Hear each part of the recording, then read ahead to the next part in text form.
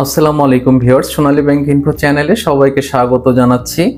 24 সালের একবারে শেষ প্রান্তে চলে এসেছি আমরা, নতুন একটি বছর আগত। তো ভিউয়ার্স, বছরের ঠিক এই শেষ দিকে এসে আমাদের অ্যাকাউন্ট থেকে ব্যাংক কিছু কিছু টাকা কর্তন করে নেয় বিভিন্ন খাতে। তো আমাদের অনেকেরই জানা নাই যে এই কর্তনগুলো কিভাবে করা হয় বা কোন খাতে কত টাকা কর্তন করা হয়। তো আজকে আমরা এই বিষয়ে আলোচনা করব এবং সেই সাথে সাথে আপনারা কিছুটা এই কর্তনের হাত থেকে কিভাবে মুক্তি পেতে পারেন ভিডিওর শেষে সে সম্পর্কিত একটি টিপস থাকবে। তো ভিউয়ার্স, যারা এখনো পর্যন্ত চ্যানেলটি সাবস্ক্রাইব করেননি তাদের কাছে রিকোয়েস্ট থাকবে চ্যানেলটি সাবস্ক্রাইব করার, এবং সেই সাথে সাথে যারা অলরেডি সাবস্ক্রাইব করেছেন তারা অবশ্যই ভিডিওটি একটি লাইক দিয়ে আমার পাশে থাকবেন আশা করি। তো ভিউয়ার্স, প্রথমে আমরা যে জিনিসটি নিয়ে আলোচনা করব সেটি হলো আবগারি শুল্ক। এবং এই আবগারি শুল্ক কিন্তু সকল ব্যাংকেই সমানভাবে কর্তন করা হয়।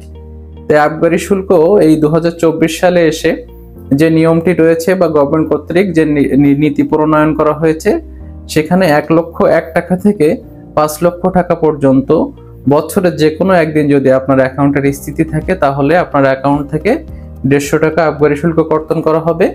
এবং 5,01,000 টাকা থেকে যদি 10 লক্ষ টাকা পর্যন্ত বছরে যে কোনো একদিন আপনার অ্যাকাউন্টের স্থিতি থাকে তাহলে 500 টাকা কর্তন করা হবে।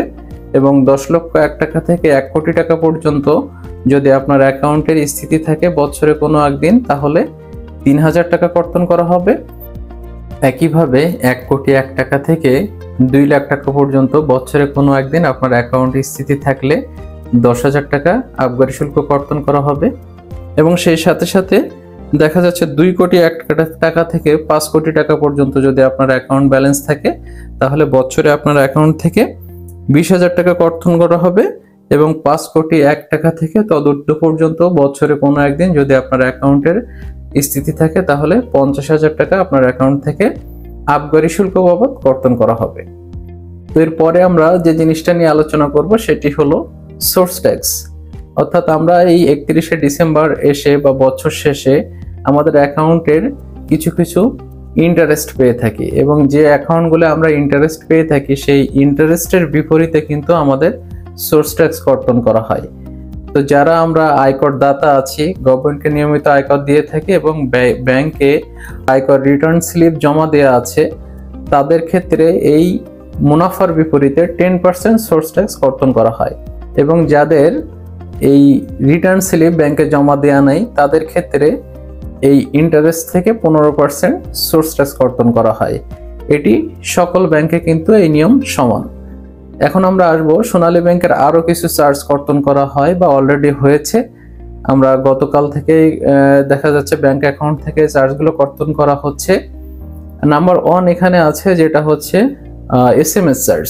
আমরা সারা বছর আমাদের লেনদেনের বিপরীতে একটা মেসেজ পেয়ে থাকি। তো এই SMS চার্জ বাবদ কিন্তু 58 টাকা কর্তন করা হয়, 50 টাকা কমিশন এবং 8 টাকা ভ্যাট। এবং কারো কারো অ্যাকাউন্ট থেকে হয়তো 2 বার 58 টাকা করে কর্তন হতে পারে। অর্থাৎ SMS এর 2টা সার্ভিস আছে সোনালী ব্যাংকে, একটা হচ্ছে পুশ পুল সার্ভিস আর একটা হচ্ছে মেসেজ বা SMS অ্যালার্ট সার্ভিস। যাদের 2টা অপশন চালু আছে তাদের কিন্তু 2 বার কর্তন করা হবে, আর যাদের শুধুমাত্র SMS চার্জ বা SMS অ্যালার্ট সার্ভিস চালু করা আছে তাদেরকে 58 টাকা কর্তন করা হবে তাদের অ্যাকাউন্ট থেকে। তো ভিউয়ার্স, এইবার এখন আমরা আলোচনা করব হলো ডেবিট কার্ডের চার্জ নিয়ে। অনেকেরই সোনালী ব্যাংকের ডেবিট কার্ড বা ভিসা কার্ড রয়েছে। তো এই ডেবিট কার্ড বা ভিসা কার্ডের চার্জ কিন্তু এক এক ব্যাংকে এক এক রকম। সোনালী ব্যাংকে যেটা কর্তন করা হয় এই ভিসা কার্ডের জন্য 460 টাকা কিন্তু আপনাদের অ্যাকাউন্ট থেকে কর্তন করা হবে। সো ভিউয়ার্স, এখন আমরা যে জিনিসটা নিয়ে আলোচনা করব সেটি হলো মেইনটেনেন্স কস্ট। এটি বিভিন্ন ব্যাংকে বিভিন্ন রকম হয়ে থাকে। তো আমরা এখন দেখব সোনালী ব্যাংকের মেইনটেনেন্স কস্ট কিভাবে কর্তন করা হয়।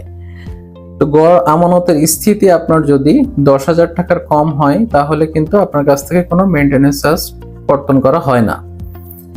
গড় আমানতের স্থিতি 10,000 টাকার অধিক কিন্তু 25,000 টাকা পর্যন্ত হলে আপনার কাছ থেকে 100 টাকা মেইনটেনেন্স চার্জ কর্তন করা হয়, সেই সাথে 15 টাকা ভ্যাট, অর্থাৎ 115 টাকা কর্তন করা হয়। এবং গড় আমানতের স্থিতি 25,000 টাকার অধিক কিন্তু 2 লাখ টাকা পর্যন্ত হলে আপনার অ্যাকাউন্ট থেকে 200 টাকা মেইনটেনেন্স চার্জ কর্তন করা হয়, সাথে 30 টাকা ভ্যাট। আপনার গড় আমানতের স্থিতি 2 লক্ষ টাকার অধিক কিন্তু 10 লক্ষ টাকা পর্যন্ত হলে 250 টাকা মেইনটেনেন্স কস্ট কর্তন করা হয়, সাথে 15% ভ্যাট।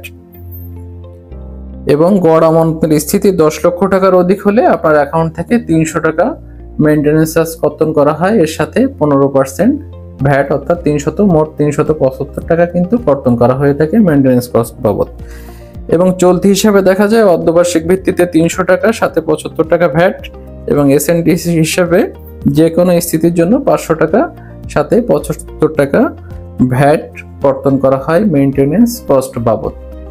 ভিউয়ার্স, আমরা যে কর্তনের যে বিষয়গুলো আলোচনা করলাম, মূলত ডিসেম্বর মাসে এসে এই কর্তনগুলো করা হয়। এক হচ্ছে আবগারি শুল্ক, 2 হচ্ছে এসএমএস চার্জ, 3 হলো মেইনটেনেন্স কস্ট, 4 হলো যাদের ডেবিট কার্ড আছে তাদের ডেবিট কার্ডের চার্জ, এবং সাথে আরো একটি চার্জ রয়েছে অনলাইন চার্জ। এই অনলাইন চার্জ সম্পর্কে আমরা আরো একটু জানি। এখানে যারা বছরে 1 থেকে 12টি লেনদেন করেছেন অনলাইনে, তাদের জন্য এই চার্জটি পুরো ফ্রি। 13 থেকে 30টি লেনদেন যারা করেছেন, অর্থাৎ 12টার অধিক, 13টা থেকে 30টা পর্যন্ত যারা অনলাইনে লেনদেন করেছেন, তাদের জন্য এই ফিটি 100 টাকা কর্তন করা হয়, সাথে 15% ভ্যাট। এবং 31 থেকে 50টি লেনদেনের জন্য 150 টাকা কর্তন করা হয়, সাথে 15% ভ্যাট। এবং 51টি ও তার উপরে যারা লেনদেন করেছেন তাদের জন্য 200 টাকার সাথে 15% ভ্যাট কর্তন করা হয়ে থাকে। সো ভিউয়ার্স, আমরা এতক্ষণ যে চার্জগুলো নিয়ে আলোচনা করলাম, এর মধ্যে দেখা যাচ্ছে আবগারি শুল্ক এবং সোর্স ট্যাক্স, এই দুইটা চার্জের নিয়ম নীতি কিন্তু সকল ব্যাংকের জন্য সমান, এবং বাকি যে চার্জগুলো নিয়ে আলোচনা করা হয়েছে এগুলো ব্যাংক ভেদে এক এক ব্যাংক এক এক রকম কর্তন করে থাকে।